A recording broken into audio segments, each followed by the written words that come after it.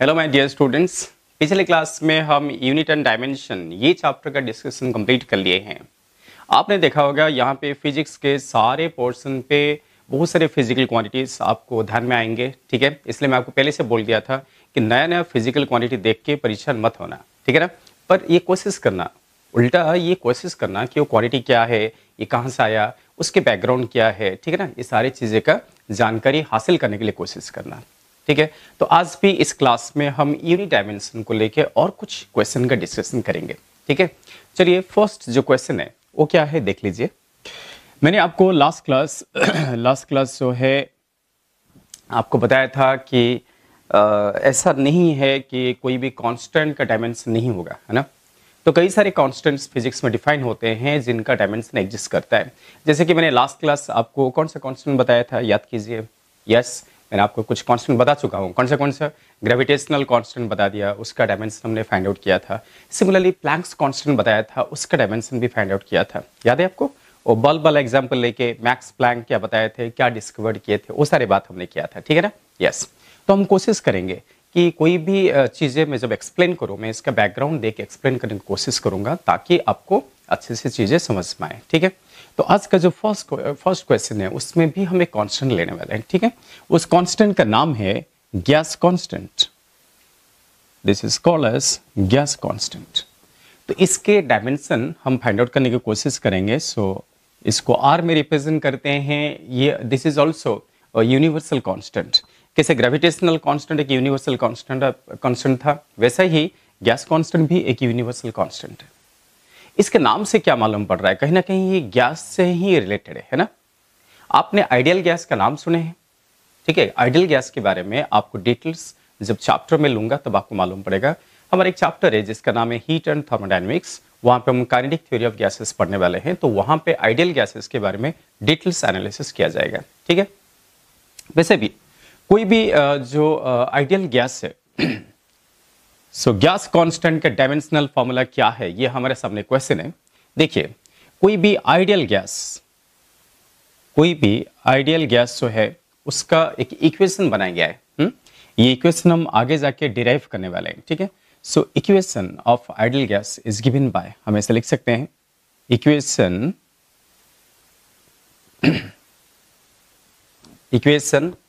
Of ideal gas, है ना। Equation of ideal gas क्या है? इक्वेशन ऑफ आइडियल गैस है PV is equal to NRT. Actually equation कैसे आया ये आपको जब चैप्टर पढ़ाया जाएगा, करेस्पॉन्डिंग चैप्टर पढ़ाया जाएगा, तब आपको मालूम पड़ेगा, है ना। अभी आप ध्यान दीजिए, एक आइडियल गैस जो है उसका इक्वेशन क्या है, पीवी इज इक्वल एनआरटी। देखिए, जब तक आपको एक्सप्रेशन नहीं पता तो आप डायमेंशन नहीं निकाल सकते। ये आपको मैंने लास्ट क्लास में बताया था, एक्सप्रेशन पता होना जरूरी है, ठीक है।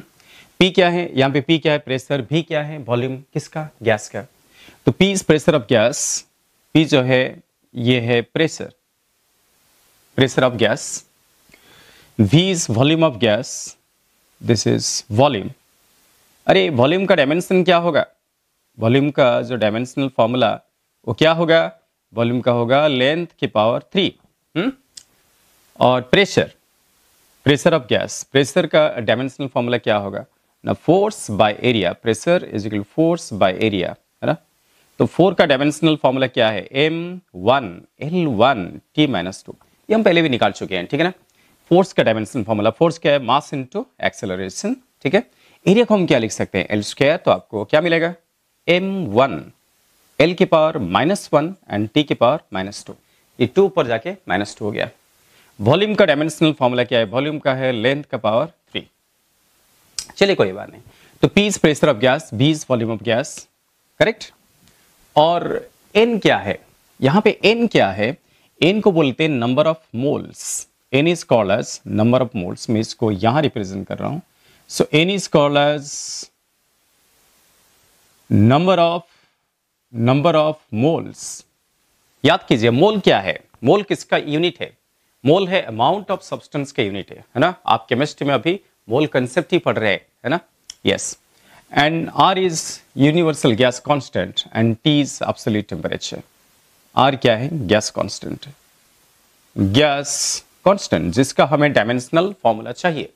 And T is absolute temperature. So T temperature होने की वजह से टेम्परेचर, ठीक है। एक्चुअली एब्सोल्यूट टेम्परेचर तब बोलते हैं जब ये केल्विन स्केल में मापा जाता है। तो टी इज एब्सोल्यूट टेम्परेचर, जो कि केल्विन में मेजरमेंट किया जाता है, डिग्री सेंटीग्रेड में नहीं। कैपिटल टी लिखा रहेगा तो केल्विन में मेजरमेंट करना। हाँ, वैसे भी एसआई सिस्टम में टेम्परेचर का यूनिट क्या है? केल्विन। तो टेम्परेचर का डायमेंशनल सिंबल तो पता ही आपको है ना, हम के लिखते हैं।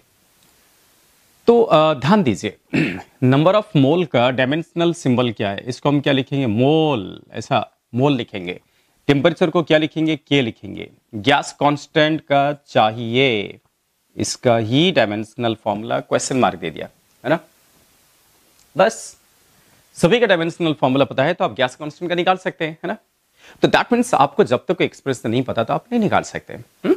तो दैट मीन्स कोई भी आइडियल गैस जो है उसका एक इक्वेशन होता है, जो इक्वेशन हम आगे जाके डिराइव करने वाले हैं, है ना।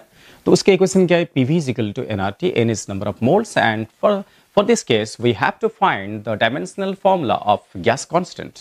सो अगर पीवी इक्वल एनआरटी है सो हम आंसर ऐसे निकालेंगे। देखिए, अगर PV is equal to NRT है so dimensional formula of gas constant, okay, is equal to dimensional formula of PV, pressure into volume का dimensional formula by dimensional formula of NT।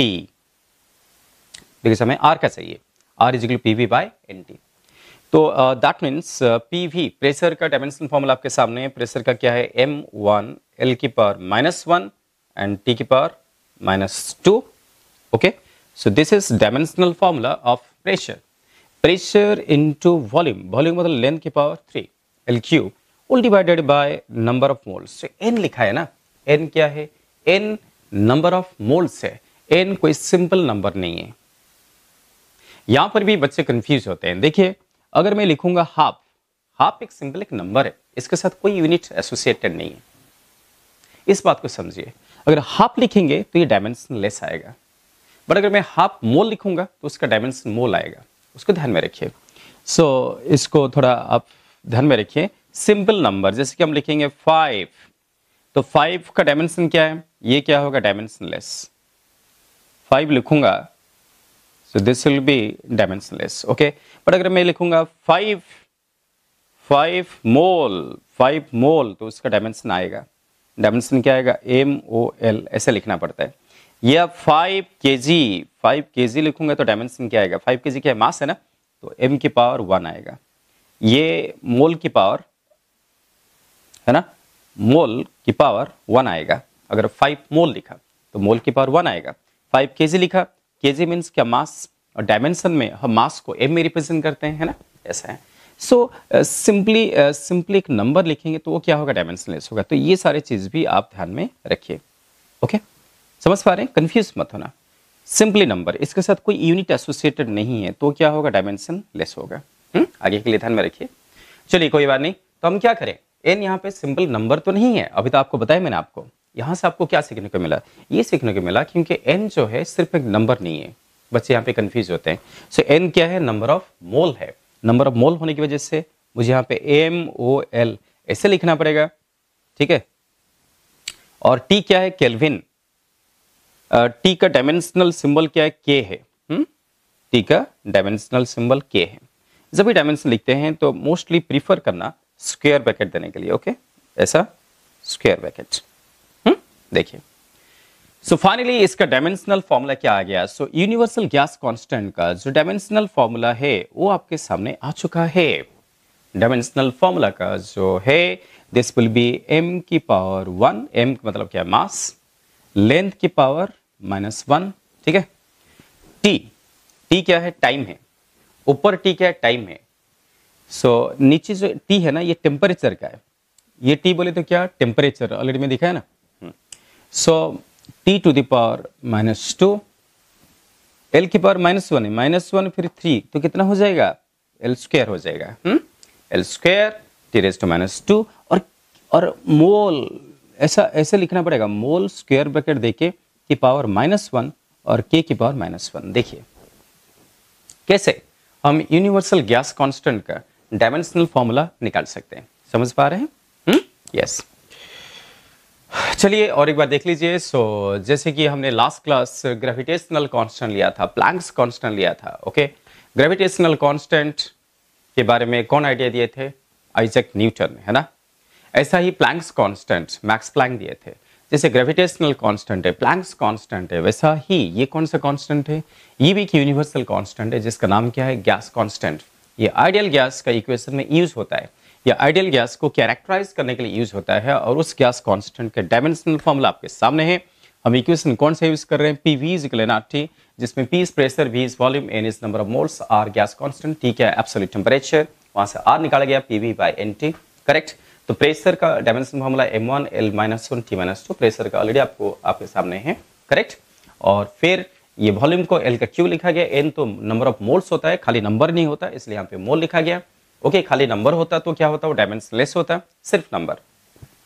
और T क्या है? Temperature, इसको K लिखा। तो ये सब कुछ थोड़ा सा सिंप्लीफिकेशन किया, तो फिर फाइनली हमें क्या मिला? m की पावर -1, L की पावर 2, T की पावर -2, मोल ऊपर चला गया, के ऊपर चला गया, उनके पावर -1 हो गया। करेक्ट। समझ में आ गया? इसको अच्छे से नोट डाउन कर लीजिए।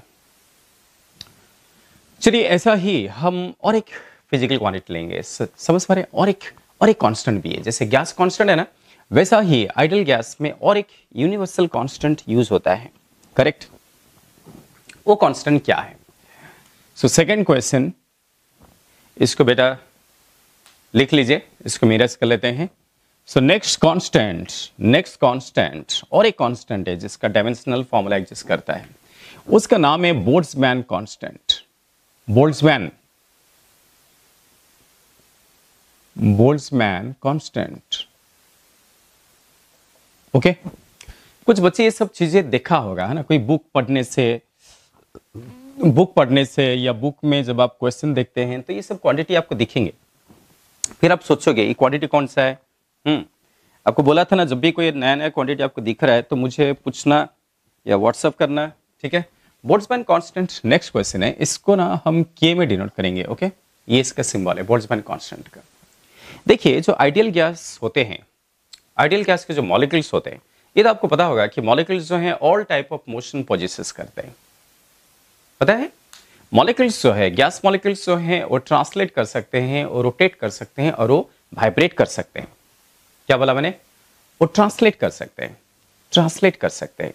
ऐसा है ना, रोटेट कर सकते हैं, गोल गोल घूम सकते हैं और वो वाइब्रेट कर सकते हैं, all type of motion possesses कर सकते हैं। तो कोई भी गैस मॉलिक्यूल, जो आइडियल गैस मॉलिक्यूल है, जब वो मूव करता है, ओके, उसका जो ट्रांसलेशनल काइनेटिक एनर्जी है उसका एक फॉर्मूला है। तो मैं यहाँ पे मेंशन करूं, बिकॉज जब तक आपके एक्सप्रेशन नहीं पता चलेगा आप कैसे निकालेंगे। So translational kinetic energy, kinetic energy क्या है? It is the energy due to motion. जब कोई पार्टिकल, जब कोई बॉडी मूव करता है, उस मोशन की वजह से उसके एक एनर्जी अपीयर होता है, and this appeared energy is called as kinetic energy. So translational kinetic energy of gas molecule, of ideal gas molecule, कुछ मैं बोलूंगा नहीं तो आप गैस को आइडियली सोचना, है ना, ऑफ आइडियल गैस मॉलिक्यूल। तो उसको हम एक्सप्रेस करेंगे आइडियल गैस मॉलिक्यूल में। उसका फॉर्मूला है is equal to energy is equal to 3/2 kT, ये इसका फॉर्मूला है। देखिए, मैं ट्रांसलेशनल काइनेटिक एनर्जी जो है उसको मैं E में डिनोट किया और E इजिकल टू 3/kT। सोचिए, एनर्जी तो एनर्जी है, कोई भी एनर्जी हो उसका डायमेंशनल फॉर्मूला किससे इक्वल होगा? वो वर्क से इक्वल होगा। आप सभी लोग जानते हैं कि work is equivalent to energy, है ना, जानते हो? Yes, work is equivalent to energy. तो जो वर्क का डायमेंशनल फॉर्मूला होगा वही एनर्जी का डायमेंशनल फॉर्मूला होगा, है ना। यस, तो इसलिए अगर आपको के का डायमेंशनल फॉर्मूला चाहिए, के मीन्स बोल्ट्जमैन कांस्टेंट, यहां से के कितना आएगा? K will be equals to 2E/3T, 2E/3T, where E is the energy. कौन सा एनर्जी? ट्रांसलेशनल काइनेटिक एनर्जी, किसका? गैस मॉलिक्यूल का। अब आप देखिए ये क्या है, 2/3, ये क्या नंबर है ना, तो नंबर का कोई डायमेंशन नहीं है, ये सिंपली नंबर है। इसको इसलिए पहले से हटा दीजिए, ये जो टर्म है ये क्या होगा, डायमेंशनलेस होगा। दिस इज डायमेंशनलेस, ये सिंपली नंबर है। पिछली बार जो n था वो नंबर नहीं था, वो नंबर ऑफ मोल था, तब तो आप बड़ी आसानी से निकाल सकते हैं। इसलिए dimensional formula of Boltzmann constant, dimensional formula of Boltzmann constant है ना, ये बोल्ट्जमैन कांस्टेंट है, is equal to k is equal to dimensional formula of energy by dimensional formula of absolute temperature। यहाँ पे T क्या है, टेम्परेचर है ना। सो ये है एनर्जी, कौन सा एनर्जी, ये kinetic energy, T is absolute temperature है ना, चलेगा, ठीक है, हो गया। तो एनर्जी का डायमेंशन किससे इक्वल है, एनर्जी का डायमेंशन इक्वल है वर्क के साथ, एनर्जी का डायमेंशन वर्क डन के साथ इक्वल है, और इस ये तो टेम्परेचर का के लिखना पड़ेगा है ना। तो वर्क का डायमेंशन फॉर्मूला क्या है, वर्क का डायमेंशन फॉर्मूला क्या है, आप हम पिछले निकाल चुके हैं। वर्क क्या होता है, फोर्स इनटू डिस्प्लेसमेंट। पिछले क्लास में हमने क्या निकाला था, वो है m1L2T-2। आप देख लीजिए पिछले क्लासेस में, ये आपने नोट डाउन किया होगा, तभी तो आपको नोटबुक बनाने को बोल रहा हूँ। सो वर्क का डायमेंशन फॉर्मूला ये है m1L2T-2, और टेम्परेचर का क्या है K1, K मतलब केल्विन। सो इसको ऊपर ले लेंगे, सो टेम्परेचर को K सिंबलाइज किया जाता है हाँ डायमेंशन में। तो ये फाइनली क्या मिलेगा, m1L2T-2 एंड K-1।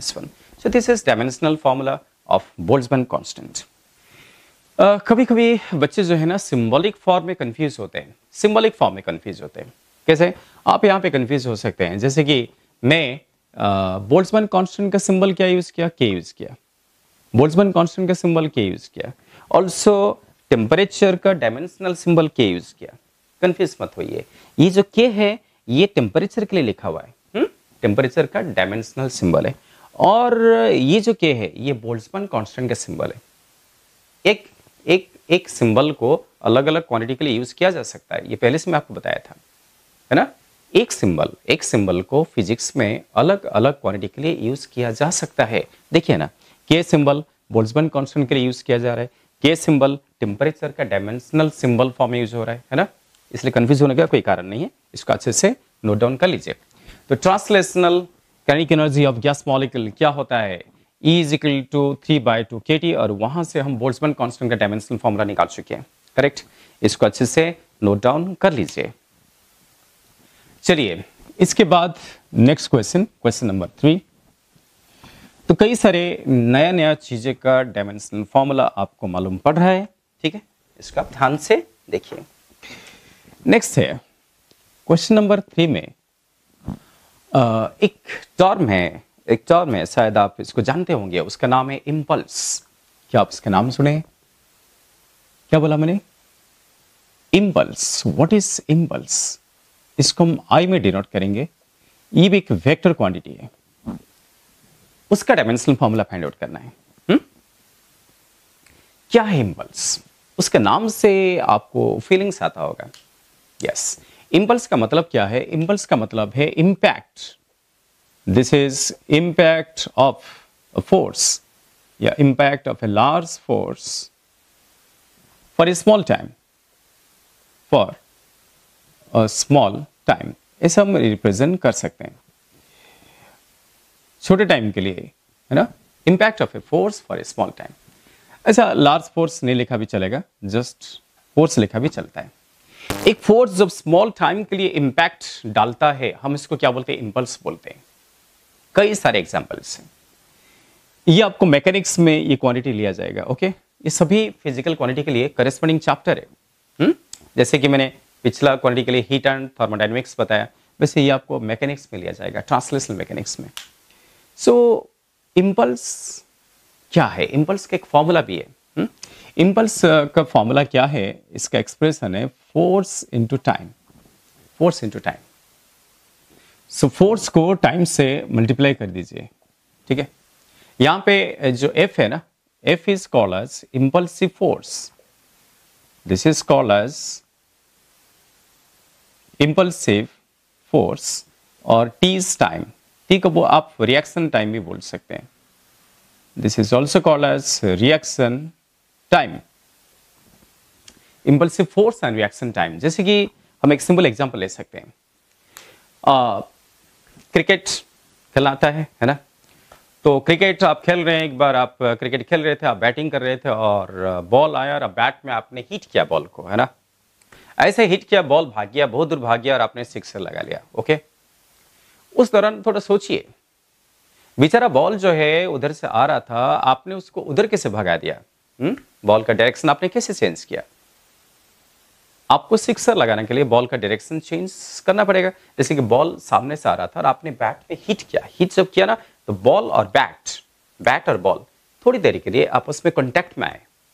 उस कांटेक्ट के ड्यूरेशन, उस कांटेक्ट के दौरान एक दूसरे पे फोर्स लगाए। वही तो है, वही है इंपल्स, वही है इंपल्सिव फोर्स, है ना? यस।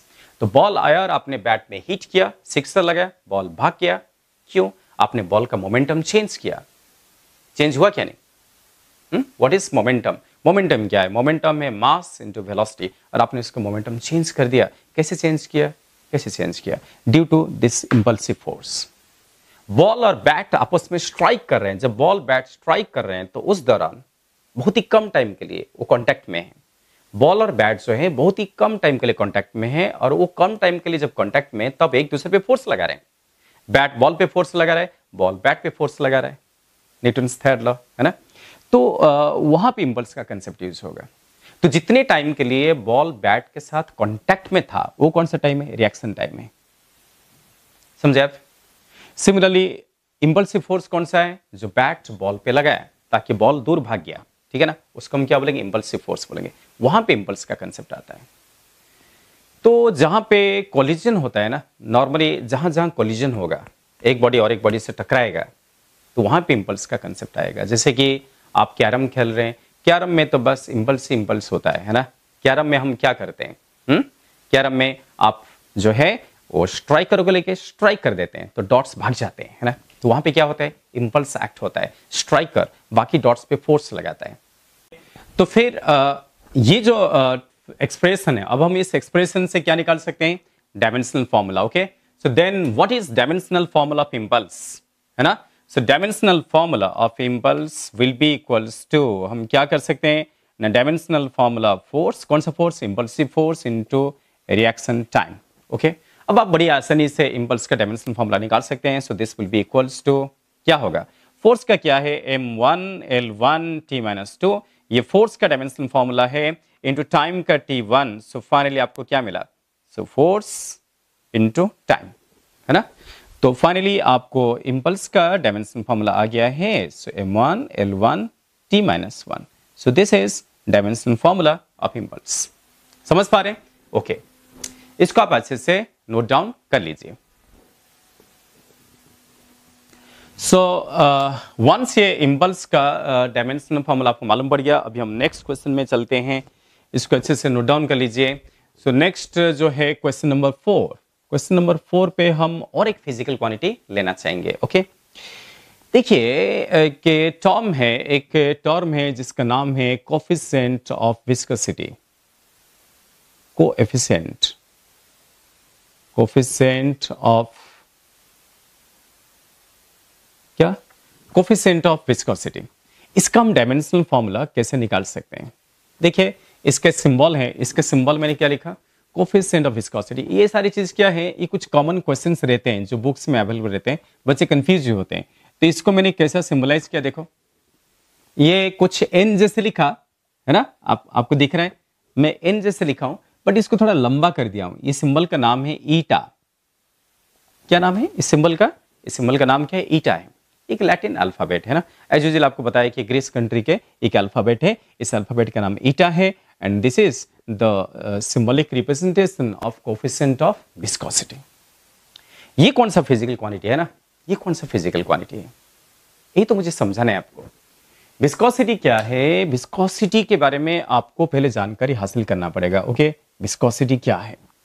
विस्कोसिटी को ऑल्सो हम बोलते हैं लिक्विड फ्रिक्शन। क्या बोलते हैं? लिक्विड फ्रिक्शन या फ्लूइड फ्रिक्शन।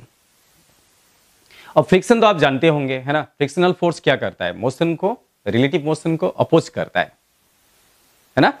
पढ़े हैं फ्रिक्शन? यस। तो फ्रिक्शनल फोर्स का काम है कि रिलेटिव मोशन को क्या करना? अपोज करना। ये फ्रिक्शन का रोल है। तो फ्रिक्शन जैसे और एक टर्म जो फ्लूइड में यूज होता है, हम इसको क्या बोलते हैं? विस्कस फोर्स बोलते हैं, जस्ट लाइक फ्रिक्शनल फोर्स। ठीक है, देखिए मैं उसको क्या बोल रहा हूं? फ्लूइड। फ्लूइड किसको बोलते हैं? और मैंने बोला फ्लूइड फ्रिक्शन, ये टर्म देखिए, ये इसके साथ एसोसिएटेड है। आप स्कूल में फ्रिक्शन पढ़े हैं, बट स्कूल में कौन सा फ्रिक्शन पढ़े हैं? Solid friction. सॉलिड और सॉलिड के ऊपर फ्रिक्शनल फोर्स पढ़े, थोड़ा सा आप स्कूल में पढ़ा होगा, है ना? ऐसा फ्लूइड में भी फ्रिक्शन होता है क्या नहीं? बहुत सारे एग्जांपल है। फ्लूइड किसको बोलते हैं? जो फ्लो होता है। फ्लूइड मतलब विच फ्लो, जो फ्लो होगा ना, द सब्सटेंस जो कि फ्लो होते हैं, हम इनको क्या बोलेंगे? फ्लूइड बोलेंगे। वो कौन है? लिक्विड है, गैस है, ये फ्लो हो सकते हैं, सॉलिड तो फ्लो नहीं हो सकता। इसलिए फ्लूइड का मतलब है सॉलिड नहीं है, फ्लूइड का मतलब लिक्विड और गैस है। तो liquid and gas, liquid and gas जो है, इनको हम क्या बोलते हैं? है ना, इनको बोलते हैं फ्लूइड, जो फ्लो हो सकते हैं। एक सिंपल एग्जांपल लीजिए, सपोज आप बकेट में कुछ पानी ले रहे हैं, कुछ पानी लेना बकेट में, है ना, और उसको ना हाथ में से घुमाओ, हाथ में घुमाएंगे इसे, है ना, कर्ल करेंगे, है ना, इसको घुमा घुमा के अब हाथ को बाहर निकाल दीजिए, तो पानी तो घूमता रहेगा। घूमेगा क्या नहीं पानी? यस। तो पानी जो घूमेगा, क्या ऐसा ही इंडेफिनाइटली घूमता ही रहेगा? घूमता रहेगा? नहीं। आप देखिए, धीरे धीरे पानी का जो स्पीड है, जो घूमने का स्पीड है, वो धीरे धीरे क्या होगा? कम होगा, कम होगा, कम होगा, कम होगा, कम होते होते आखिर में क्या होगा? वो रुक जाएगा। तो किसने रोका उसको? जिस पानी को हमने घुमाया था बकेट में, उसको किसने रोका? किसने? कोई तो फ्रिक्शनल इफेक्ट जो उसको रोक रहा है ना? यस। तो हम उसको बोलते हैं फ्लूइड फ्रिक्शन, उसके फ्लूइड फ्रिक्शन बोलते हैं, या उसको बोलते हैं विस्कस फोर्स। एक फोर्स उसको रोक लिया है, उस फोर्स का नाम क्या है? उस फोर्स का नाम है विस्कस, विस्कस फोर्स। कैसे आप फ्रिक्शनल फोर्स बोलते हैं, वैसे हम फ्लूइड में क्या बोलेंगे? Viscous force. इसको एफ भी में डिनोट कर देंगे, ठीक है? Viscous force. तो फ्लूइड का इस प्रॉपर्टी को बोलते हैं विस्कोसिटी, है ना, यहां लिखा है ना, विस्कोसिटी। विस्कोसिटी क्या है? फ्लूइड का वो प्रॉपर्टी जिसके वजह से वो विस्कस फोर्स एक्सर्ट कर पाता है, जिसकी वजह से लिक्विड फ्रिक्शन एक्सर्ट करता है, उसको बोलते हैं विस्कोसिटी। विस्कोसिटी फ्लूइड का उस प्रॉपर्टी का नाम है, और ये उस फोर्स का नाम है, उस प्रॉपर्टी की वजह से जो फोर्स क्रिएट होता है ना, ये एक ड्रैगिंग फोर्स है। समझ पा रहे हैं? विस्कस फोर्स कौन सा फोर्स है? Dragging force, like friction. Drag करना मतलब रिलेटिव मोशन को डिस्ट्रॉय करना, है ना। तो viscous force is responsible to destroy, is, यहां पे थोड़ा लिख सकते हैं, responsible, viscous force is responsible to destroy, to destroy क्या? To destroy relative motion. Okay, viscous force is responsible to destroy relative motion. तो रिलेटिव मोशन को destroy करने के लिए जो फोर्स है वो कौन सा है? विस्कस फोर्स है। किसमें? फ्लूइड में। हम इसको सॉलिड में क्या बोलते हैं? नॉर्मल फ्रिक्शन बोलते हैं, है ना, जो आप स्कूल में पढ़े हैं, ठीक है। तो ऐसा है कि ड्रैगिंग फोर्स है, इसको ऑल्सो बोलते हैं ड्रैगिंग फोर्स। ड्रैगिंग मतलब खींचना, dragging, this is a type of dragging force. Okay, तो उससे रिलेटेड ये फिजिकल क्वांटिटी है। देखिए, आपके लिए क्वेश्चन क्या है कि what is dimensional formula of coefficient of viscosity, या ईटा। ईटा उसका सिंबल है। तो मैंने उस चीज को समझाने के लिए आपको थोड़ा सा फ्लूइड फ्रिक्शन का आइडिया दिया, फ्लूइड क्या है उसको बताया। ओके, जब फ्लूइड रुक जाता है, जब फ्लूइड रुक जाता है एक पर्टिकुलर फोर्स की वजह से रुक जाता है, जिसका नाम क्या है? विस्कस फोर्स है। This is just like solid friction. वो आइडिया मैं आपको दे रहा हूं, ठीक है। आपको उसका एग्जांपल दिया कि बकेट में पानी को घुमाएंगे और छोड़ देंगे तो पानी ऑटोमेटिकली थोड़ी देर के बाद क्या होगा? रुक जाएगा, पानी स्टॉप हो जाएगा। पानी का मोशन को किसने रोका? किसने रोक लिया उसके मोशन को? एक ड्रैगिंग फोर्स था, एक ड्रैगिंग फोर्स था जिसने रोक लिया। विस्कस फोर्स है उसके वैल्यू। यस। तो अगर आपको कोएफिशिएंट ऑफ विस्कोसिटी का डायमेंशनल फॉर्मूला चाहिए, ये तो चलिए मैं आपको थियोरेटिकली समझा रहा था, है ना, तो आपको डेफिनेटली उसके रिलेटेड एक एक्सप्रेशन लगेगा। जब तक मैथमेटिकल एक्सप्रेशन नहीं, तो आप कैसे आप डायमेंशनल फॉर्मूला निकालेंगे, है ना। यस। तो एक एक्सप्रेशन है। एक्सप्रेशन कैसा है देखिए, सोचिए जैसे कि फ्लूइड के ऐसा फ्लूइड जो है ना लेयर वाइज फ्लो हो रहा है, जैसे कि ये ना लेयर वाइज लिक्विड फ्लो हो रहा है, ये एक लेयर है, ठीक है, ये एक लेयर फ्लो हो रहा है, ये और एक लेयर फ्लो हो रहा है, ऐसा अलग अलग ऐसा लेयर वाइज फ्लो होता है। कई बार हम इसको लैमिनार फ्लो बोलते हैं, करेक्ट। सो ये जो लेयर है, ऊपर वाला जो लेयर है, सपोज इसका स्पीड v1 है, इसका स्पीड क्या है v1 है, और नीचे वाला लेयर का जो स्पीड है ना ये थोड़ा कम है उससे, ऐसे मान लेते हैं। दैट मीन्स वेलोसिटी सभी लेयर का सेम नहीं है। जब फ्लूइड फ्लो होता है, जब लिक्विड फ्लो होता है, वैसा ना लेयर वाइज फ्लो होता है। ये सब चीज आपको बताया जाएगा। आपके लिए इसके लिए एक अलग सा चैप्टर है जिसका नाम है फ्लूइड मैकेनिक्स। सो फ्लूइड मैकेनिक्स चैप्टर में आपको डिटेल्स समझाया जाएगा। ओके, तो ये एक लेयर उसका स्पीड v1, ये और एक लेयर इसका स्पीड v2, ठीक है। तो दैट मीन्स इसके रेस्पेक्ट इसका स्पीड क्या है, ज्यादा है, तो यहां पे एक फोर्स लगेगा, लेयर को अपोज करने के लिए एक फोर्स लगेगा, जैसे कि वो फोर्स के डायरेक्शन में ऐसा पीछे दिखा है, इस लेयर के लिए पीछे दिखा है, और उस फोर्स को क्या लिखा, एफ वी मतलब क्या है, विस्कस फोर्स। एफ वी मतलब विस्कस फोर्स, जो कि एक वेक्टर क्वांटिटी है। तो ये जो विस्कस फोर्स मैंने लिखा था, वही विस्कस फोर्स को मैंने यहां पे रिप्रेजेंट किया। तो अपर लेयर का स्पीड आगे है, तो विस्कस फोर्स पीछे लग रहा है, समझ पा रहे हैं। तो इसका एक फॉर्मूला है, इसका फॉर्मूला है F V is equal to eta A. अच्छा, ये दोनों लेयर के बीच में कुछ डिस्टेंस होगा, है ना, वो डिस्टेंस को हम y मान लेते हैं, डिस्टेंस को y मान लेते हैं। तो eta A into v1 minus v2 by y हम ऐसे लिख सकते हैं, ठीक है, correct. v1 minus v2 by y, या इसको अगर आप डेल्टा y भी लिख सकते हैं। सो डेल्टा y, तो इसको मैं डेल्टा y लिख दूंगा और इसको डेल्टा v लिख दूंगा, डेल्टा v। देखिए ये विस्कस फोर्स का एक्सप्रेशन है। डेल्टा v का मतलब क्या है, change in velocity. Normally physics में या मैथमेटिक्स में चेंज के लिए डेल्टा सिंबल यूज होता है, याद रखिए। सो डेल्टा v का मतलब है change in velocity, change in velocity, correct, change in velocity. और डेल्टा y तो वो डिस्टेंस है जो आपको दिख रहा है, दोनों लेयर के बीच का सेपरेशन है, ठीक है।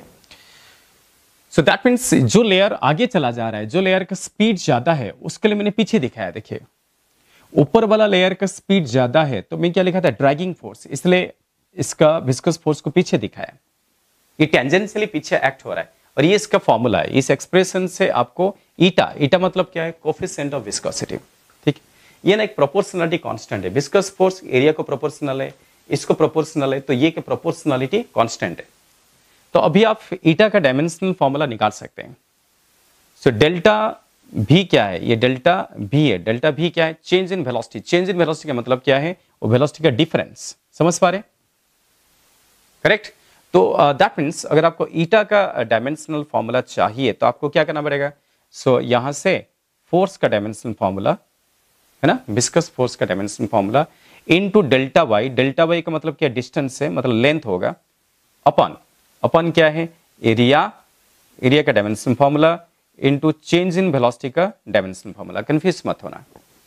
देखो चेंज इन वेलोसिटी का dimensional formula it's same as velocity का डायमेंशनल फॉर्मूला। आपको बताया था कि वेलोसिटी हो या चेंज इन वेलोसिटी हो, फॉर्मूला तो क्या आएगा, सेम आएगा। ओके, सो ये क्या बन जाएगा, फोर्स का डायमेंशनल फॉर्मूला क्या है, m1 L1 T माइनस 2, समझ पा रहे हैं। यस, डेल्टा वाई का मतलब क्या है, लेंथ। ये क्या है, लेंथ है, L की पावर 1। डेल्टा वाई तो डिस्टेंस है ना, डिस्टेंस मतलब क्या है, लेंथ है, समझ पा रहे हैं। यस, ये देखिए अपॉन एरिया किसका, ये जो एरिया है वो लेयर का एरिया। एक्चुअली ये 3 डायमेंशन में ऐसा लेयर वाइज फ्लो हो रहा है। जो लिक्विड है ना, लिक्विड इससे लेयर वाइज फ्लो हो रहे हैं, और मैं आपको इससे दिखा रहा हूं, ठीक है। तो इस लेयर का जो एरिया है वो ए है ना। तो ए क्या है, एरिया ऑफ लेयर, जो लिक्विड का लेयर है उसका एरिया है। इसको थोड़ा 3D में भी सोच सकते हैं। तो एरिया के क्या होगा, L स्क्वायर, लेंथ का square, dimensional formula, okay, into delta भी मतलब क्या है, चेंज इन वेलोसिटी। जो वेलोसिटी का डायमेंशन फॉर्मूला है वही चेंज इन वेलोसिटी का। वेलोसिटी का क्या था, L1 t माइनस 1। देखिए मैंने डायरेक्टली वेलोसिटी का डायमेंशन फॉर्मूला पुट कर दिया।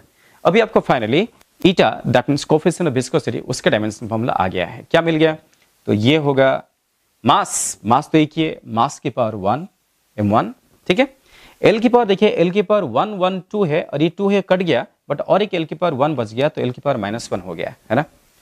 एल की पावर 1, एल की पावर 1 और 2 ये कैंसिल हो गया है, तो ये ऊपर चला गया एल की पावर माइनस 1 और ये ऊपर चला गया तो टी की पावर माइनस 1, तो एम की पावर 1, एल की पावर माइनस 1, टी की पावर माइनस 1। ये है कोफिशिएंट ऑफ विस्कोसिटी का डायमेंशनल फॉर्मूला। ओके, ध्यान दीजिए क्या होता है कि कोई भी चीज को समझने के लिए अगर मैं चाहता तो मैं आपको सीधा बोल देता कि देखो ये उसका एक्सप्रेशन है, अगर चाहता तो मैं इसे भी बोल सकता था कि बेटा आपको कोफिशिएंट ऑफ विस्कोसिटी का डायमेंशनल फॉर्मूला चाहिए, चलो ये फॉर्मूला है इधर से निकालो। बट मैं थोड़ा सा आपको समझाने के लिए कोशिश कर रहा हूं वो है क्या, वो चीज क्या है उसके बारे में पता करना जरूरी है। तो दैट मीन्स जब भी आपको कोफिशिएंट ऑफ विस्कोसिटी का डायमेंशनल फॉर्मूला पूछ रहा है तो आपको ये जानकारी हासिल होना चाहिए कि विस्कोसिटी क्या है। विस्कोसिटी एक प्रॉपर्टी है, विस्कोसिटी एक रेजिस्टिव प्रॉपर्टी है। कौन सा प्रॉपर्टी, रेजिस्टिव प्रॉपर्टी है। ओके, किस चीज को रेजिस्ट कर रहा है, रिलेटिव मोशन को रेजिस्ट करने वाला प्रॉपर्टी है। जब लेयर्स फ्लो होते हैं उनका रिलेटिव मोशन को डिस्ट्रॉय करने के लिए फ्रिक्शन जैसा है ना, तभी तो मैंने लिक्विड फ्रिक्शन का नाम लिया। फ्रिक्शन जैसा एक फोर्स है जिसका नाम क्या है, विस्कस फोर्स। इसका नाम क्या है, विस्कस फोर्स। यहां पे लिखा is responsible to destroy relative motion. एक ड्रैगिंग फोर्स है, जैसे लेयर आगे चला जा रहा है ना तो ये पीछे खींच रहा है उसको। देखा आपने, जो लेयर का स्पीड ज्यादा है उसको पीछे खींच रहा है, उस फोर्स का नाम क्या है, विस्कस फोर्स है। और इस विस्कस फोर्स का ये एक्सप्रेशन है, ये एक नया प्रॉपर्टी है जो आपको पता नहीं था, है ना। एक न्यू प्रॉपर्टी है जो पता ही नहीं था आपको। ऐसे बहुत सारे नया चीजें आपको सीखने को मिलेगा। तो ये जो फोर्स का एक्सप्रेशन आया उसमें कोफिशिएंट ऑफ विस्कोसिटी आया as a proportionality constant, because ये ना इसको प्रोपोर्शनल है और इसको प्रोपोर्शनल है। ये है एरिया ऑफ द लेयर, जो लेयर है उसका एरिया है। डेल्टा भी क्या है, दोनों लेयर के बीच में वेलोसिटी का डिफरेंस है। समझ पा रहे हैं, उसको मैंने क्या लिखा, चेंज इन वेलोसिटी। दो लेयर के बीच में चेंज इन वेलोसिटी, वेलोसिटी हो या चेंज इन वेलोसिटी हो, डायमेंशन फॉर्मूला किसका आएगा, वेलोसिटी का आएगा। ये है उनका डिफरेंस डेल्टा वाई। ये सब चीज लेके आपको फाइनली कोफिशिएंट ऑफ विस्कोसिटी का डायमेंशन फॉर्मूला आ गया है। यस, क्या होता है कि जो नेचर है, नेचर में जो सब्सटेंस है हम इसको सॉलिड, लिक्विड, गैस उसमें डिवाइड करते हैं, है ना। सॉलिड का प्रॉपर्टी अलग है, लिक्विड गैस की प्रॉपर्टी अलग है। लिक्विड गैस को हम क्या बोलते हैं, फ्लूइड बोलते हैं, बिकॉज वो फ्लो हो सकते हैं, है ना। तो जो फ्लो होते हैं ना तब ये प्रॉपर्टी एग्जिस्ट करता है, समझा है। ठीक है, आप इसको अच्छे से नोट डाउन कर लीजिए। सो ये था कोफिशिएंट ऑफ विस्कोसिटी। ये फ्लूइड मैकेनिक्स चैप्टर में आने वाला है, हाँ? इसको अच्छे से नोट डाउन कर लीजिए। अगर ये समझ में आया सो हम नेक्स्ट क्वेश्चन की तरफ चलेंगे। हाँ, सो क्वेश्चन नंबर 4 के बाद हम चलते हैं क्वेश्चन नंबर 5। क्वेश्चन नंबर 5 में एक फिजिकल क्वांटिटी है जिसका हम डायमेंशनल फॉर्मूला निकालना चाहेंगे। ओके, क्वेश्चन नंबर 5 देखिए, आपका एक चैप्टर आएगा जिसका नाम है रोटेशनल मोशन। क्या, रोटेशनल मोशन। रोटेशनल मोशन में एक टर्म आएगा, इसे तो कई सारे टर्म आएंगे, कई सारे फिजिकल क्वांटिटी आएंगे। एक टर्म का नाम है angular velocity. Angular velocity, okay. आपने वेलोसिटी तो पढ़े हैं, है ना। आप बोले कि ये कौन सा है, एंगुलर वेलोसिटी कौन सा है, आना ही चाहिए, बिकॉज अगर फैन घूम रहा है तो फैन के लिए ये टर्म को एप्लीकेबल किया जाएगा। देखिए, एंगुलर वेलोसिटी को हम ओमेगा में डिनोट करेंगे। ये भी एक वेक्टर क्वांटिटी है। ये आपको W जैसे दिख रहा है, बट लैटिन अल्फाबेट में इसको बोलते हैं ओमेगा। ओके, ये स्मॉल ओमेगा है। मैं आपको थोड़ी दिन पहले कैपिटल ओमेगा बोला था, ये कैपिटल ओमेगा है और ये स्मॉल ओमेगा है। ये दोनों को ओमेगा बोलते हैं, ओमेगा। बस डिफरेंस क्या है, ये कैपिटल लेटर, ये स्मॉल लेटर। जैसे कि ये कैपिटल ए है और ये स्मॉल ए है, उस तरीके से। तो ओमेगा किसका सिंबल है, एंगुलर वेलोसिटी का। तो वेलोसिटी को आपने कैसे डिफाइन किया था स्कूल में, याद कीजिए। वेलोसिटी को आप क्या लिख रहे थे, वेलोसिटी को लिख रहे थे डिस्प्लेसमेंट बाय क्या, टाइम। तो एग्जैक्टली इनको क्या बोलते हैं मालूम, एग्जैक्टली इनको बोलते हैं लीनियर वेलोसिटी। ये है लीनियर वेलोसिटी, ये है लीनियर डिस्प्लेसमेंट, ऐसे बोलते हैं। जैसे कि मैं आपके सामने मार्कर को ड्रॉप कर दिया तो आप यहां पे क्या डिफाइन करेंगे, लीनियर डिस्प्लेसमेंट, लीनियर वेलोसिटी, ऐसा है। बट अगर आपके सामने मार्कर को घुमा रहा हूं, देखिए ये क्या कर रहा हूं, रोटेट कर रहा हूं, ठीक है ना, ऐसे घुमा रहा हूं, तो यहां पे हम क्या डिफाइन करेंगे मालूम, यहां पे एंगुलर वेलोसिटी, एंगुलर डिस्प्लेसमेंट वो डिफाइन होगा। बात को समझ पा रहे हैं, ठीक है। सो जो स्कूल में आपने सीखा था उसके एक्सैक्टली क्या बोलेंगे, यहां पे वेलोसिटी का मतलब है, इसको क्या बोलते हैं, लीनियर वेलोसिटी बोलते हैं। ओके हम ये लीनियर वर्ड को यूज नहीं करते हैं, हम सीधा क्या बोल लेते हैं, वेलोसिटी बोल लेते हैं। दैट मींस कोई अगर खाली वेलोसिटी बोलेगा तो आप इसको लीनियर ही समझना। और यहां सिमिलरली हम क्या बोलेंगे, लीनियर डिस्प्लेसमेंट, लीनियर डिस्प्लेसमेंट, खाली डिस्प्लेसमेंट लिखा तो लीनियर ही समझना। तो नॉर्मली ऐसे बोला नहीं जाता, नॉर्मली वेलोसिटी डिस्प्लेसमेंट ऐसे बोलते हैं, खाली वेलोसिटी डिस्प्लेसमेंट बोलेंगे तो आप ऑटोमेटिकली लीनियर समझ लेना, ठीक है, यस। बट पर्टिकुलरली अगर एंगुलर वेलोसिटी लिखा है तो इसका इंपॉर्टेंस ज्यादा है। एंगुलर वेलोसिटी का मतलब क्या है कि जैसे कि मैं आपको फैन का एग्जांपल ले रहा था, देखिए ये फैन है जो कि घूम रहा है, ये फैन का ब्लेड ले लेते हैं। सो फैन का ब्लेड जब घूम रहा है तो सोचिए ये एक रेफरेंस लाइन ले लेते हैं, ये इसका सेंटर है। तो थोड़ी देर में ये लाइन यहां पे पहुंच गया, मतलब ब्लेड यहां पे पहुंच गया है, तो ये पॉइंट यहां पे आ गया, जैसे ए पॉइंट था ना, ए पॉइंट घूम के यहां आ गया है, ठीक। तो ये कुछ एंगल डिस्क्राइब किया, इस एंगल को थीटा ले लेते हैं, ये एंगल को थीटा ले लेते हैं, ओके। थीटा एंगल डिस्क्राइब किया और टाइम कितना लगा यहां से यहां तक आने के लिए, सपोज टाइम लग गया, टाइम टेकन को टी ले लेते हैं, time taken is equal to T, ठीक है। तो एंगुलर वेलोसिटी को डिफाइन किया गया कि ये जो थीटा है this is called as angular displacement. यहां पे थीटा को बोलते हैं, theta is called as angular क्या, डिस्प्लेसमेंट, ठीक है। कैसे मैं वहां पे क्या लिख रहा था, लीनियर डिस्प्लेसमेंट। अब v को क्या लिखते हैं, v is equal to S by T, ऐसे लिखते हैं ना, v is equal to S by T.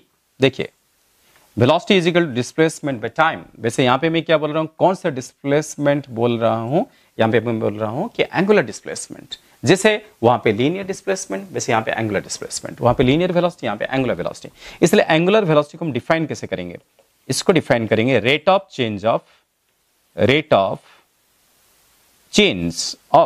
क्या, rate of change of angular displacement, है ना, rate of change of angular displacement, समझ पा रहे हैं, यस। हमने वहां पे क्या बोला था, लीनियर वेलोसिटी को हमने क्या बोला था, rate of change of linear displacement या rate of change of displacement, है ना। तो दैट मींस यहां पे ओमेगा का फॉर्मूला क्या आएगा, theta by T. Exactly similar formula है, v क्या था, velocity is equal to displacement by time. Velocity या linear velocity is linear displacement by time. Similarly angular velocity is angular displacement by क्या, time. समझ पा रहे हैं।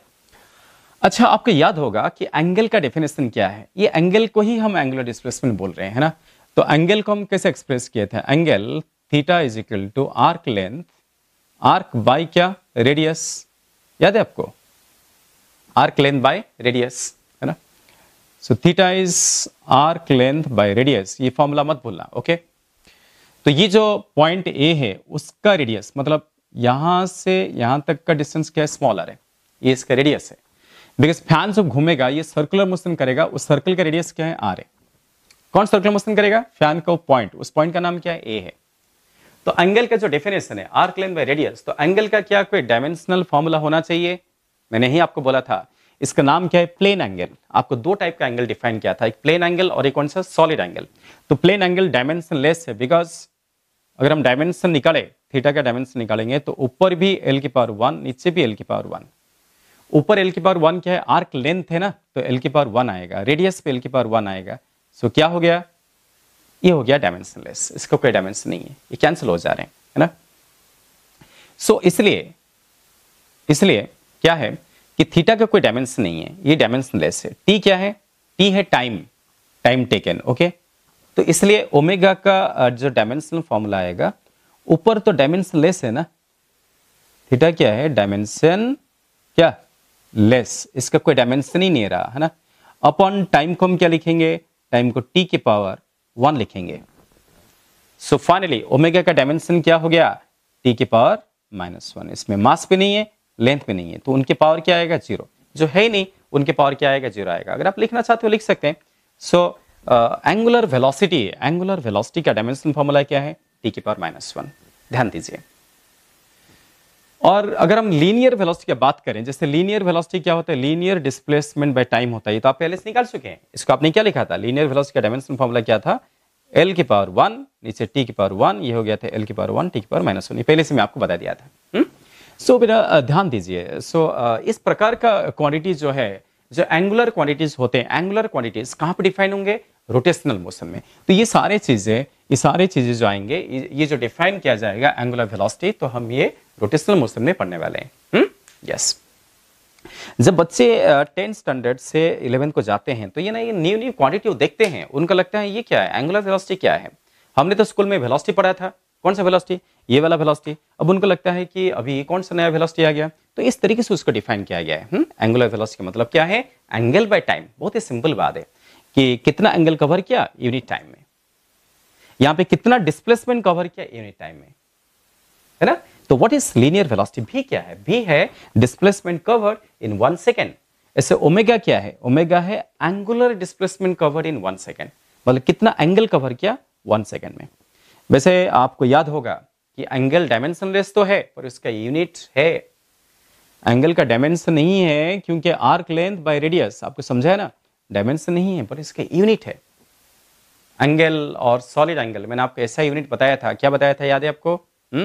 एंगल का ऐसा यूनिट का नाम क्या बताया था, रेडियन। क्या बताया था, रेडियन। और पाई रेडियन कितना डिग्री है, 180 डिग्री है। ये सब चीजें आपको ध्यान में होगा। और सॉलिड एंगल का यूनिट क्या बोला था, स्टेरेडियन।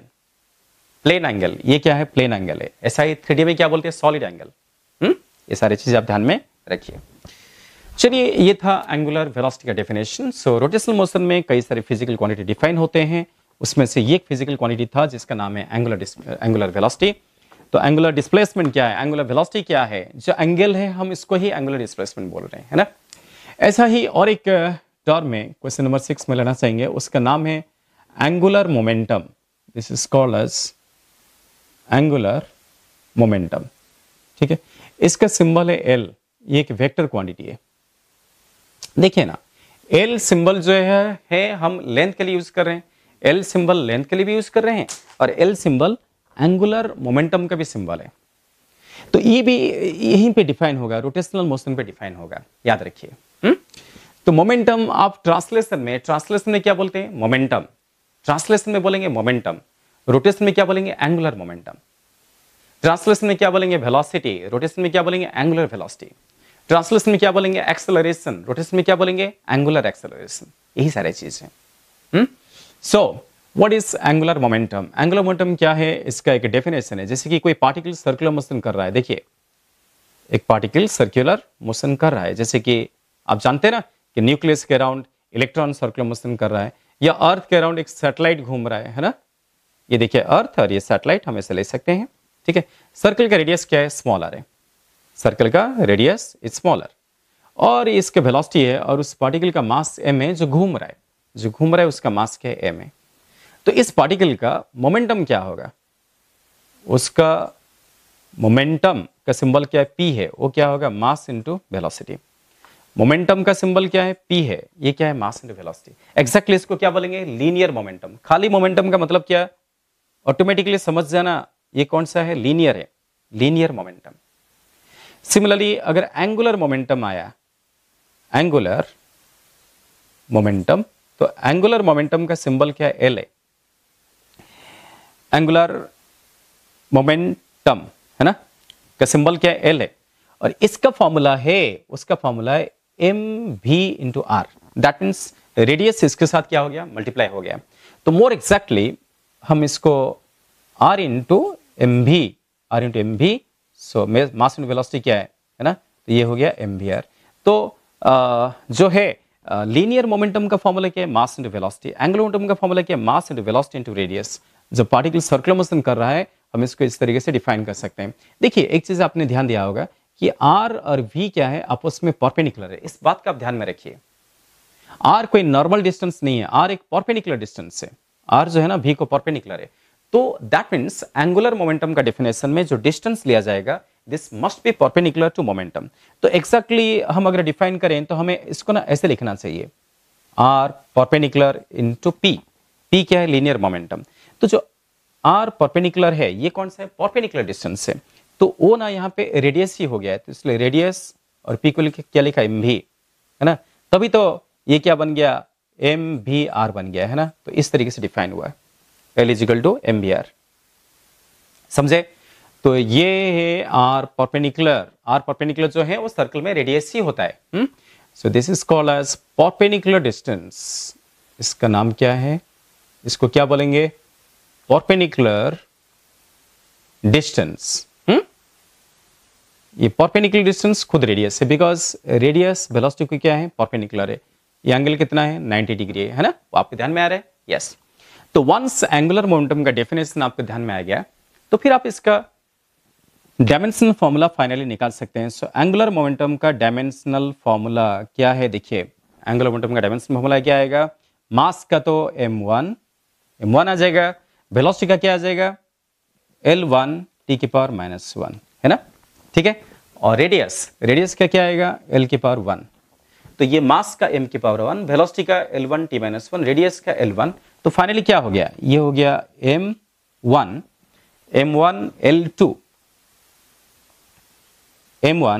L2 एंड t की पावर -1। ये है, this is dimensional formula of angular momentum. समझ में आ गया? देखिए, तो रोटेशनल मोशन में ये दोनों फिजिकल क्वांटिटी यूज होंगे। एक का नाम क्या है? एंगुलर वेलोसिटी, और एक का नाम क्या है? Angular momentum. मैं आपको बैकग्राउंड के साथ अच्छे से समझा रहा हूं।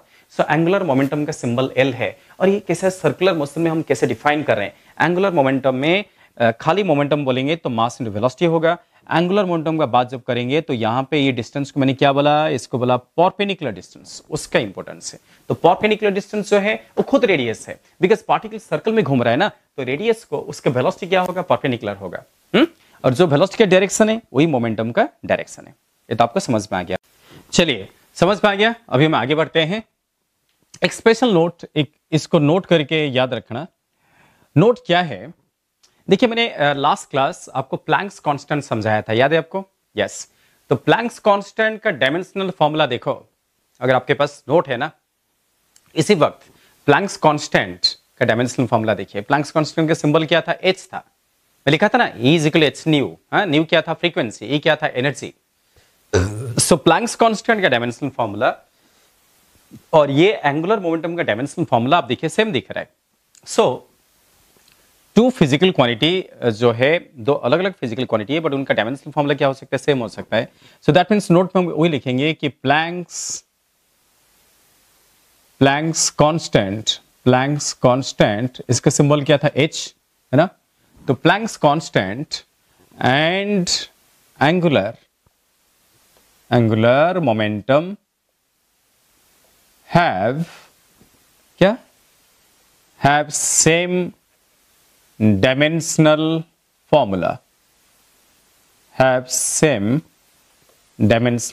फॉर्मूला, ये थोड़ा ध्यान में रखिए। तो ये अलग फिजिकल क्वांटिटी है, ये अलग फिजिकल क्वांटिटी है। So that means angular momentum का सिंबल L है। तो दैट मीन्स प्लैंक्स कांस्टेंट और angular momentum they are different physical quantities. So that means ऐसे हो सकता है कि for different physical quantity dimensional formula is same. ऐसा हो सकता है, ऐसा हो ही रहा है, देखिए ना, है ना। So that means it may possible, मैं मस्ट नहीं बोल रहा हूं, it may possible that two physical quantities, two different physical quantities may have क्या? Same dimensions, may have same dimensional formula. ऐसा हम और भी दो क्वांटिटी के बारे में पिछले क्लासेस में लर्न किए हैं, याद कीजिए वो क्या था? यस, वो था टॉर्क एंड वर्क, है ना। आप पिछले क्लास में बताया गया था, आप इसको नोट डाउन किए होंगे। तो टॉर्क और वर्क, उनका डायमेंशनल फॉर्मूला क्या था? सेम था। सिमिलरली प्लैंक्स कांस्टेंट और एंगुलर मोमेंटम, उनका डायमेंशनल फॉर्मूला क्या है? सेम है। इसको आप ध्यान में रखिए। तो दो अलग अलग फिजिकल क्वांटिटी का डायमेंशनल फॉर्मूला सेम हो सकता है। चलिए, कोई बात नहीं। अभी नेक्स्ट जो क्वेश्चन है, क्वेश्चन नंबर 7, इसको ध्यान दीजिए। बहुत ही अच्छे क्वेश्चन है, इसको थोड़ा अच्छे से आपको दिमाग चलाना पड़ेगा, है ना। हमेशा अपना माइंड में ये रखिए कि जो एंगल है वो डायमेंशनलेस है। Angle is dimensionless because angle क्या होता है? आर्क लेंथ बाय रेडियस होता है, उसका डायमेंशन नहीं है और उसका यूनिट है। कौन सा यूनिट है? एसआई सिस्टम है, रेडियन। आप स्कूल में क्या पढ़ रहे थे? डिग्री पढ़ रहे थे ना। सो तभी तो उसको सप्लीमेंट्री फिजिकल क्वांटिटी बना दिया गया। There are two supplementary physical quantity as per SI system, एक प्लेन एंगल और एक सॉलिड एंगल, उसको ध्यान में रखिए।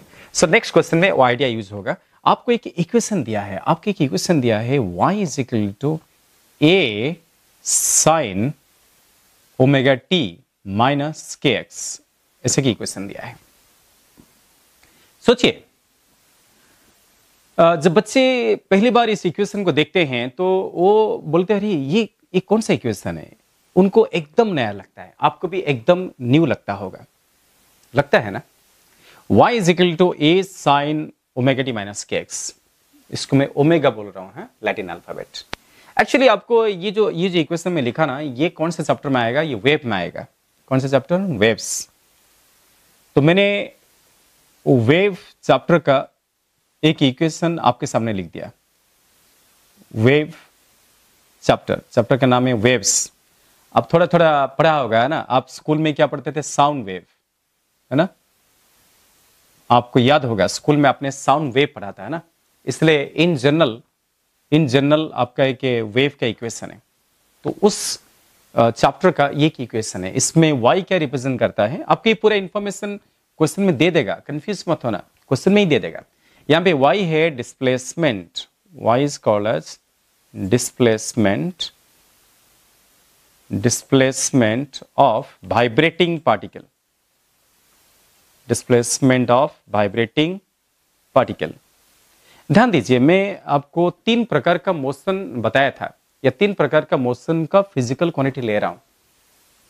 सबसे पहले मैंने आपको क्या बताया? वेलोसिटी का मतलब क्या है? Linear velocity. ये कहां पे आएगा? ट्रांसलेशन में। ट्रांसलेशन हम क्या डिफाइन करेंगे? Linear velocity. बोला ना मैं आपको, ट्रांसलेशन, मार्कर को ड्रॉप कर दिया, ट्रांसलेशन हुआ, तो लीनियर वेलोसिटी। मार्कर को घुमाया तो कौन सा वेलोसिटी? यस, आज आपको मालूम पड़ा, एंगुलर वेलोसिटी, है ना। जब मार्कर को घुमा रहा हूं ना तो एंगल बदल रहा है, देखा आपने। तो linear velocity, angular velocity. Similarly और एक मोशन है जिसको हम क्या बोलते हैं? वाइब्रेशन बोलते हैं। क्या बिना वाइब्रेशन में वेव प्रोपेगेट हो सकता है? आप बात को समझिए। जैसे कि मैंने कौन सा वेव लिखा? साउंड वेव लिखा। मैंने बताया कि साउंड वेव बोलेंगे, या सिंपली आप अगर वेव भी बात करते हैं, खाली वेव्स का बात करते हैं, तो बिना वाइब्रेशन में वेव एग्जिस्ट नहीं कर सकता। आप कई सारे वेव का नाम सुना होगा। आप सोचिए, वाइब्रेशन होना जरूरी है। आप कभी अपने गले में हाथ रख के बात कीजिए, आप अभी भी कर सकते हो ना। अपने गले में हाथ रख दो, गले में हाथ रखकर आप बोलिए, तो क्या हो रहा है? गले में हाथ रख के बोलेंगे ना तो आपके हाथ क्या होगा? ऐसा वाइब्रेशन होने लगेगा, कांपने लगेगा, है ना। तो ये भी एक प्रकार का मोशन है ना। तो मोशन को ट्रांसलेशन, रोटेशन और वाइब्रेशन, ऐसे 3 कैटेगरी में डिवाइड किया गया है। बिना वाइब्रेशन में वेव एग्जिस्ट नहीं कर सकता। जब हम बात करते हैं, हमारे गला वाइब्रेट होता है, गले में एक मेम्ब्रेन है, गले के अंदर एक मेम्ब्रेन है, उसके बिना हम बोल नहीं सकते। वो वाइब्रेट हो रहा है तभी तो हम बोल पा रहे हैं, तभी तो साउंड प्रोड्यूस हो रहा है। और उस आवाज को, उस एनर्जी को कैरी करने के लिए पार्टिकल से, कौन से पार्टिकल से? एयर पार्टिकल से। बिना एयर मीडियम में साउंड कैसे प्रोपेगेट होगा? खाली एयर मीडियम नहीं, मीडियम होना जरूरी है। बिना मीडियम में वेव प्रोपेगेट नहीं हो सकता। कौन सा वेव? साउंड वेव प्रोपेगेट नहीं हो सकता। कई बार हम इसको क्या बोलते हैं? Mechanical wave. साउंड वेव को मैकेनिकल वेव बोलते हैं, बिकॉज साउंड को प्रोपेगेट होने के लिए मीडियम चाहिए। आपने सुने ऐसा? बट लाइट को नहीं चाहिए। लाइट क्या है? नॉन मैकेनिकल वेव है। बिना मीडियम में भी, जैसे वैक्यूम में, वैक्यूम का मतलब क्या? मीडियम ही नहीं है। अब देखो ना, सन से लाइट यहां तक आया, तो क्या बीच में कोई मीडियम था? नहीं है। तो लाइट को प्रोपेगेट होने के लिए मीडियम नहीं चाहिए, बट साउंड को प्रोपेगेट होने के लिए मीडियम चाहिए। ये सब चीज को लेके एक चैप्टर है जिसका नाम क्या? वेव है। और उस चैप्टर का मैं एक इक्वेशन सामने लिख रहा हूं और आपको क्वेश्चन फॉर्म में दे रहा हूं, ठीक है, समझिए। सो वाई क्या है? Displacement of vibrating particle. जैसे कि आपके गले में एक मेम्ब्रेन है जिसका नाम क्या है? Vocal cord. हम इसको क्या बोलते हैं? वोकल कॉर्ड बोलते हैं। वोकल कॉर्ड वाइब्रेट हो रहा है तो उसका क्या है? डिस्प्लेसमेंट है, डिस्प्लेसमेंट ऑफ वाइब्रेटिंग पार्टिकल। ए को बोलते हैं एम्पलीट्यूड, ये नाम तो जरूर सुना होगा, is called as amplitude. Amplitude का मतलब क्या है? Maximum displacement. मैक्स मतलब मैक्सिमम, पूरा लिखो, मैक्सिमम डिस्प्लेसमेंट जो particle, maximum displacement of particle, जो पार्टिकल वाइब्रेट हो रहे, उस वाइब्रेशन का जो डिस्प्लेसमेंट है उसका मैक्सिमम वैल्यू को क्या बोलते हैं? एम्पलीट्यूड बोलते हैं, है ना। सो दैट मींस ये डिस्प्लेसमेंट ही है। So therefore therefore amplitude is equal to Y max ऐसा आप लिख सकते हो, मैक्सिमम डिस्प्लेसमेंट। साइन ये तो ट्रिगोनोमेट्रिक फंक्शन है। ओमेगा आपको पता नहीं है, इसका ही डायमेंशन चाहिए और के का डायमेंशन चाहिए। ओके, चलिए टी क्या है? टी इज टाइम और x is direction of propagation. Okay, so T क्या है? टाइम है। यहां पे ये हर चीज को मैं रिप्रेजेंट कर रहा हूं। टी इज टाइम और एक्स क्या है? डिस्टेंस, या इसको हम डिस्टेंस ऐसे लिख सकते हैं। सो डिस्टेंस अलोंग विच, ऐसे लिखना बेटर रहेगा, distance along which wave is propagating, ऐसे हम लिख सकते हैं। along which wave is propagating, along which wave is propagating। तो ऐसा आपको दिया है, ठीक है। तो ये सारी चीज मालूम होगा तभी तब डायमेंशन निकलेंगे ना। तो y क्या है? Displacement of vibrating particle. A क्या है? एम्पलीट्यूड। एम्पलीट्यूड क्या है? वो जो डिस्प्लेसमेंट है उसका मैक्सिमम वैल्यू है। t is time, x is distance along which wave is propagating, मतलब डिस्टेंस। ये सारी चीज आपको दे दिया गया है। तो दैट मीन्स हम कौन से चैप्टर का फिजिकल क्वांटिटी को एनालिसिस कर रहे हैं? हम चले गए हैं वेव्स चैप्टर को, है ना। रोटेशनल मोशन से हम चले गए चैप्टर वेव्स को। सभी चैप्टर का हम ये सारी चीजें लेके सभी चैप्टर का हम फिजिकल क्वांटिटी लेके डायमेंशन फॉर्मूला निकाल रहे हैं। चलिए कोई बात नहीं, यहाँ पे ये इक्वेशन दे दिया गया है और क्वेश्चन क्या है? अभी तक मैं आपको क्वेश्चन को समझा रहा था। क्वेश्चन क्या है कि determine dimensional formula, dimensional formula of omega and के। ओमेगा और जो के है उनका डायमेंशनल फॉर्मूला डिटरमाइन कीजिए। ये आपको क्वेश्चन फॉर्म में दिया गया है कि ओमेगा का डायमेंशन क्या होगा, के का डायमेंशन क्या होगा। बेटा ध्यान दीजिए, यहां पे जो इक्वेशन को देखिए, आपको ये सारे चीज का कुछ सोचने की जरूरत नहीं है। वैसे भी डिस्प्लेसमेंट का डायमेंशन क्या होगा? L1 होगा। एम्पलीट्यूड का डायमेंशन क्या होगा? L1 होगा, है ना। उनका कुछ मतलब नहीं है। मतलब यहां पे देखिए साइन जो है, अगर हम क्या लिखते हैं? साइन थीटा, ऐसे लिखते हैं ना, sine theta, cos theta, tan theta. तो साइन जिसका निकाला जाता है वो एंगल होता है क्या नहीं? एंगल होता है क्या नहीं? यस।